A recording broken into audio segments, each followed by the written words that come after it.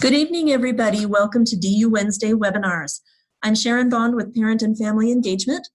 Today, we're presenting Sustainability and Transportation at the University of Denver. Your presentation today will be from Emily Skosic from the Center for Sustainability and Gina Vega from Denver Dining by Sodexo. The presentation will be about 20 to 25 minutes, then we'll use the rest of our time together to answer your questions. When it's time for questions, you can use the Q&A feature on your screen, which is usually down on the bottom right. What you type there isn't going to be viewed by all of today's participants, so what we're going to do is read your question aloud, and then we'll provide the answer. This webinar is being recorded, and it'll be emailed to all of you, posted on the Parents Facebook group, and also posted on our website, which is go.du.edu/parents. So you can go back and review the webinar at any point by that recording, and I'll also post the slides on that page. So with that, let's get started with Emily Skosic from the Center for Sustainability. Thanks, Sharon. Hi, everyone. Thanks for joining us tonight. So I just wanted to talk a little bit about sustainability at the University of Denver, both around sustainable transportation, ways to get around Denver without using a car, and a couple of other things that are good for you all to know. So sustainability is actually considered a core value here at the University of Denver. We at the Center for Sustainability do a lot of work around creating not just a more environmentally friendly university, but also ensuring that people have equal access to resources and live in a more just and equitable space as well. So to start, I know a lot of you are wondering about how to get around Denver, and there's so many ways. We encourage students not to bring cars, especially in their first year, because there's just so many ways to get around Denver. And I'll just go through some of them in more detail, but walking, biking, taking the buses and light rail. We've got a ski bus, and then we've got electric scooters, car share, and a shuttle around campus. So if your student is interested in biking, that's a great way to get around campus in Denver. My office runs a bike shop, which offers free services to students and staff who register their bike with the university. You register your bike on the Parking and Mobility Services website, same place that you would buy a parking pass for campus. And the bike shop's open most days during the week. We only charge for parts, so it ends up saving the students a lot of money on bike maintenance. We also offer classes about bike maintenance, so students get to learn about how to take care of their own bikes. And then there's tons of bike trails, bike lanes, and bike routes all around Denver, so it's a really nice place to go for a bike ride, really easy to get around. And so, you know, we would just encourage, like, if your student wants to bike and they're not like a regular cyclist already, that's totally fine. We have the resources to help them figure it out. But I would say, like, don't just run to Walmart and get like the cheapest bike. That's not usually the best approach. But if your student's interested, we can, you know, send me an email and I can sort of guide them on what's good. Obviously, a lot of students come here and want to go skiing, and that's a question we get a lot. Like, if my student doesn't have a car, then how will they get to the mountains to go skiing or snowboarding? The answer is the ski bus. We charter buses up to the mountains every weekend during the winter quarter. So it's like roughly January through mid-March. The bus is only $10 to $15, depending on whether the student also pays dues to Alpine Club. And that comes with a breakfast burrito to eat on the way up. This year, for the first time, we went to mountains that are offered both by the Icon Pass and the Epic Pass, which students can get at a discount through Alpine Club. And then just every weekend, it's sort of, we rotate which mountains we go to, and we've been taking data on which mountains are most popular. So we try and send more buses to the more popular mountains every year. Also, every student at DU gets a RTD Student Pass. RTD is the Regional Transit District. It's our bus and light rail system. And so their pass allows them to use the bus and light rail for free to all destinations, which is really wonderful. The bus goes all around Denver, and then the light rail goes to a lot of really key spots. It's really comfortable, really easy to use. There's a stop at the University of Denver, and then stops at the DIA, at the Convention Center, Pepsi Center, Union Station, down to Broncos games, Rockies games, all over the place. It's really easy to get around on the light rail. And then you don't have to worry about parking downtown. You don't have to worry about anything else. It's really nice. So I use the light rail all the time. So basically we just, like I mentioned, we want folks to leave their cars behind, especially first year students. There's just not that much parking at DU. We're putting up a brand new residence hall, and that went over a parking lot, and we're not putting in more parking. So it's kind of a pain to park a car at DU. It's really expensive. And instead we've tried to fill in the gaps and provide lots of ways for students to get around without needing that car. And in the times when they do need a car, we have memberships with Zipcar and Car2Go, which are car sharing apps. So they can still get a car and rent them by the minute, the hour, or the day. So it's possible to still drive, and that's really nice. But I would say overall, most freshmen don't need a car. Just a couple of other things I wanted to touch on before I handed it over to Gina. Are the DU Thrift Store, our smart packing list, and then the Canvas pre-orientation modules that the students should be working on. So this is the big one. If you learn nothing else during my portion of the presentation, remember the Thrift Store. Every year the students move out of the residence halls at the end of the school year. They leave behind a ton of really perfectly good items, most of which are like very typical things that every student needs in their residence hall. We collect those items, store them, and then do a thrift store in the fall during orientation week. And so we'll be open all day during move-in day. So you can drive on up, drop your student off, and then instead of running to Target or Bed Bath & Beyond, which are just total nightmares, come down to the thrift store. And we've got basically anything your student would need. We've got tons of mirrors, fans, lamps, storage bins, so many storage bins. We have some bedding available, bathroom items, kitchen items, clothes, room decor, so much stuff. And so, I would recommend that you guys come down to the thrift store first, see if you can't find what you need. And then if we don't have it, then fill in the gaps at retail stores nearby. Everything is less than $20. You'll save a ton of money, and you're keeping items out of the landfill by recycling them. So that's pretty cool too. So the thrift store will be located outside of Hilltop Apartments. So I provided a nice little map here. It's sort of nicely located near Damac, Nelson, and Nagel. And then there's pretty convenient parking. You'll sort of see to the north of Nelson Hall, that's a parking lot, which is easy if your students are living up in Centennial Towers or Centennial Halls. It's pretty easy to grab some stuff and then just drive it back up to there. There's a big dinosaur there because Aspen Hall doesn't exist anymore. It's a big hole in the ground right now. So surely there's a dinosaur in there somewhere. We also provided a smart packing list. Excuse me. So housing and residence education send the packing list to all the students. That lists just things they should bring.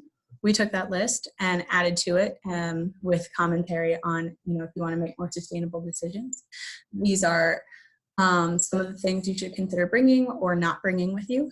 And that information is going to be on the Canvas module that the student has to complete during the summer. I think it's the last one, like preparing to come to DU.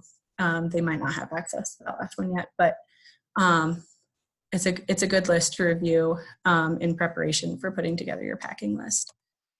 And then just on that note, I wanted to encourage you all to encourage your students to be completing those Canvas modules. It's a lot of really, really good information, both about sustainability and about all kinds of stuff, academic integrity and resources and all kinds of ways to stay healthy and active here at DU. So definitely encourage them to pay attention to the sustainability stuff, but all the stuff is really important. So I think that's it.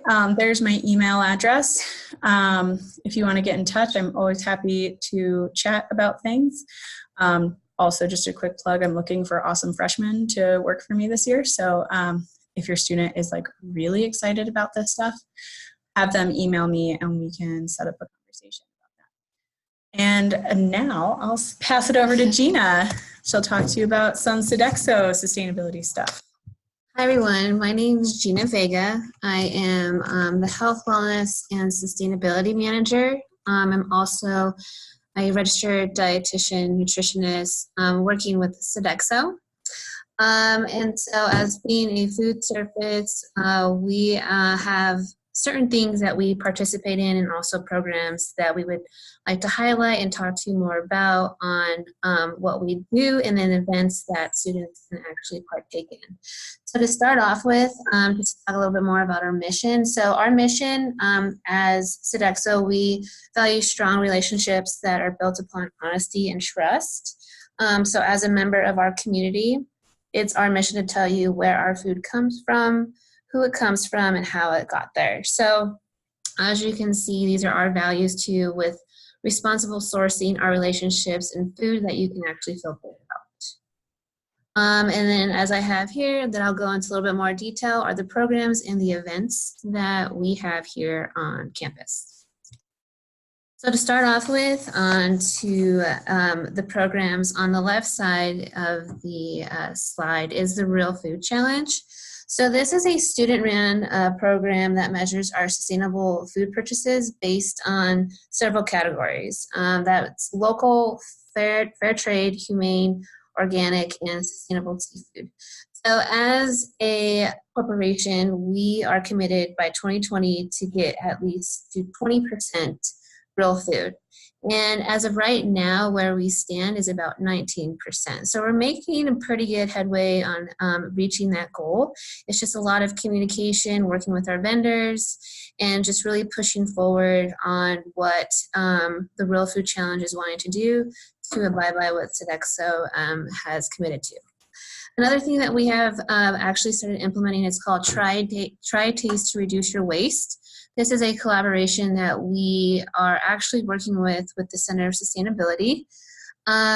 What this is at our two resident dining hall locations, which is Centennial and Nelson Hall, we have that marketing component that you see on the screen placed throughout, as well as compostable cups for students to try. So a lot of what we have is a grab and go. Certain areas are grab and go, or there's already food prepared for you.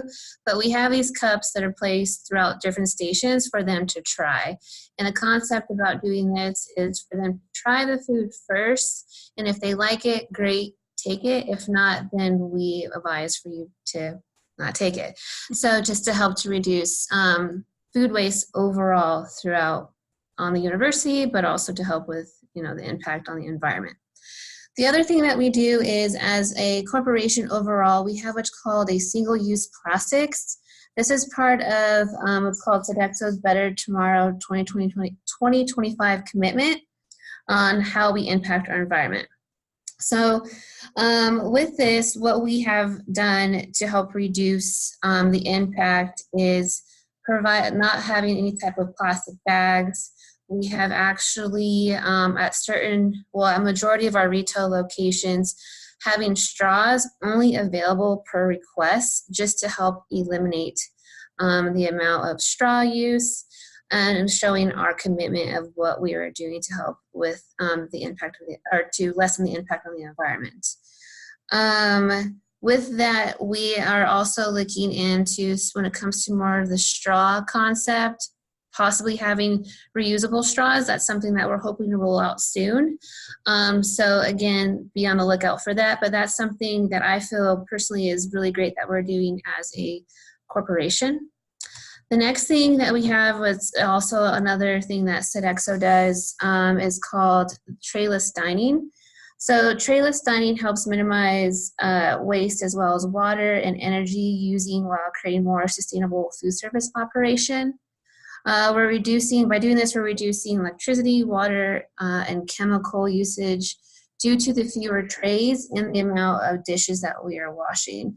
So the effect alone saves on thousands of gallons of water every day, and it generates hundreds of dollars in detergent and electrical savings for us as well. So this is another thing too that, as you can probably, if you've toured the campus and come to some of our resident dining halls, we don't have any trays, we just have plates. So that is something that students will know, and what they see here, they'll see what we have to offer. The other thing that we do is compost and recycling. So we participate in pre-consumer composting at Centennial, Nelson, Nagel, and Ritchie Center. We also participate in post-consumer composting only at our resident dining hall facilities, which is again located at Centennial and Nelson Hall. We also allow for students and faculty members to bring in their own mugs, and also we provide no styrofoam on campus. So again, that's just one of our ways of showing our commitment on what we can do to help minimize the impact on what it does for landfills, and how we can also just kind of keep what's needed to go forward with composting and recycling. And the other thing that I like to talk about is it's called Harvest of the Month. This is a new program that we'll be rolling out this fall. So as we utilize local fresh produce throughout the Colorado, usually within the Colorado season, this program will actually highlight our collaboration with the local farmers within the Colorado region. And every month we'll be highlighting a particular fruit or vegetable. That item that is selected will be recognized for that month. And then along with that, we will inform students what type of dishes will be carrying that particular fruit or vegetable, and then where it actually came from, so which farm it came from. So this is just another way to kind of inform where are we getting our food from, so that you guys have an idea of our collaboration of what we're doing with farmers throughout the Colorado region. So the events that we do right now, the biggest one that we do right now is called Weigh the Waste. This is a collaboration, again, that is a student-run organization. It's an event through the Center of Sustainability. So it's conducted on a biannually food weigh-in to determine how much food is wasted per student. It just helps students kind of recognize and see, as you're scraping off your food, seeing how much is really being wasted. This approach is just to inform students on the importance of taking less. So that's where, again, we try to have the try taste to be kind of more highlighted. And we also have done it this quarter, or this year, was the Weigh the Waste results. And so we actually, as you can see on the screen on the right-hand side, it shows you how much food was wasted in that particular meal period. Or actually for the day. It's to show them how much was wasted. And again, it's kind of a weird concept to see, but it's just to inform students on how much was actually wasted, how it really doesn't impact the environment, and then what they can do to help minimize the waste. And then other things that are going to be going on this coming fall is, again, we're going to do another collaboration that I actually got from Emily here. It's called the Kickoff to Go to October Challenge.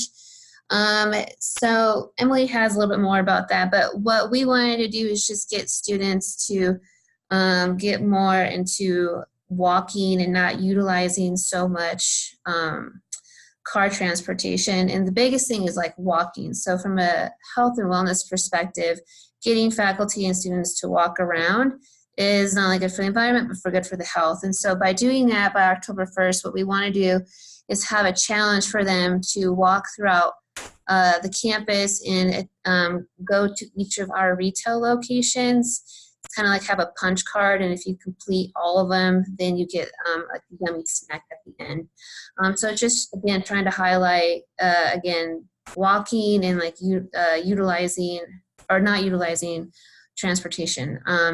And then to take a hike day is another thing that we're collaborating as well. That's just something where we will be working together just to get students involved on like different areas to hike at, and then also safety and gear that they can take, especially during that time. It's more going to be like snowshoeing. And so I know with Emily, they probably have gear and stuff for students to rent. So that's something that we're looking and collaborating as well. And then also at that time, at that tabling event, that will be for them to have their own, build their own trail mix. And so that's something too from another health and wellness component for them to do as well, and tie in sustainability. So these are the events that we have that are be coming up, and there are more likely will be more, but just kind of give an idea of what we do in our collaboration and what we try to do to like educate students and faculty of like what they can do also to help with sustainability needs. So this is my contact information. If you would like to contact me anyway, you can contact me by phone or email. Comments, questions, or anything like that, definitely eager to hear. So as of right now, I will pull it over to Sharon. Okay, and we're going to go ahead and open it up for questions. And if you all have a question to ask, please use that Q&A feature there on your screen. Type it in, and we'll read your question aloud and then provide you with the answer. We're going to give it just a minute to give you time to think about your question.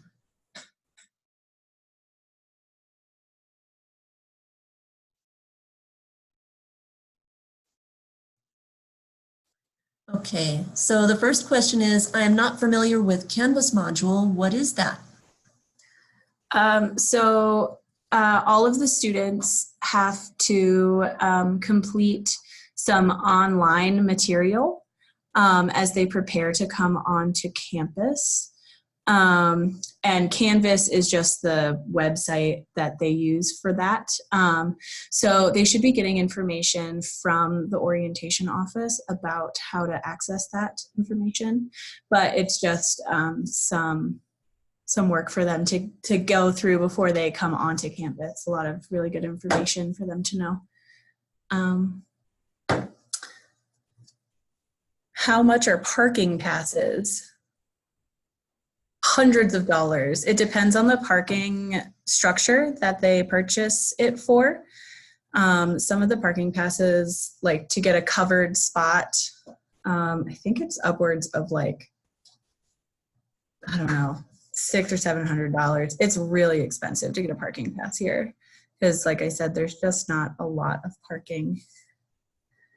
But I would look at the Parking and Mobility Services website, which is just du.edu/parking. That'll give you a cost breakdown. Can students rent a bicycle, and what is the cost? Unfortunately, not right now. We used to have a rental fleet, but then, long story short, we got rid of it because we thought that there was going to be another option offered on campus through this company. We had dockless bikes. It was a sort of shared bike system that we contracted with an outside company to do. But they went out of business, so we don't have a bike rental fleet, unfortunately. We're thinking about maybe bringing it back, but we won't have one for this fall. It says, what days and times do the ski buses run? They run mostly on Saturdays, sometimes on Sunday. And they leave early. They leave at like 6 in the morning to try and avoid some of the traffic on I-70, which if you've never tried to drive on I-70 in the winter on a Saturday morning, it is sort of a nightmare. So we love for students to take the bus. It's a lot safer for them. Then they don't have to sit in traffic. They can just like goof off or take a nap or whatever they want to do. And then that reduces the number of cars on I-70, which is great because it's like literally a parking lot between here and most of the mountains. Stephen Kelly asked, is it easy to use scooters on campus? Are they allowed on sidewalks? Scooters are super easy to use. They are not allowed on the sidewalks in the city. They are supposed to go at a reduced speed on any of the sidewalk on campus that are shared mobility sidewalks.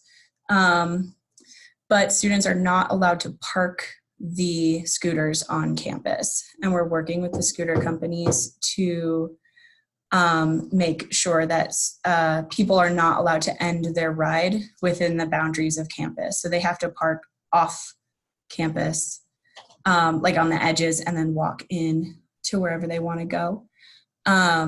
We're trying to reduce the scooters that are physically ridden on campus just because they go so fast. It's kind of dangerous, but for right now they are allowed and they are plentiful.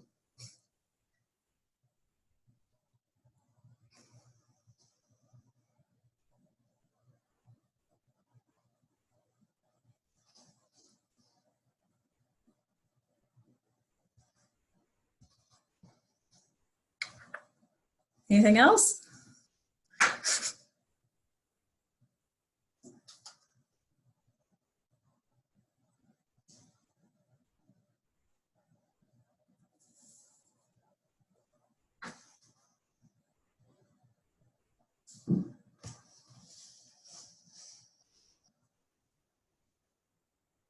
Okay, it seems like that's the end of our questions for the night.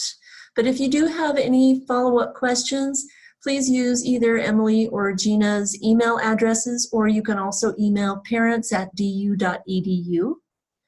And since we have no other questions, we're going to go ahead and wrap up for the evening. Thank you for joining us for today's webinar. Next Wednesday at 6 p.m. Mountain Time, we will present the topic of student financial support. Information on how to join the webinar will be posted on Facebook, on the website, and emailed to all of you, along with a link to the recording of tonight's webinar. So we hope you're able to join us next time on DU Wednesday webinars, and everybody have a great evening.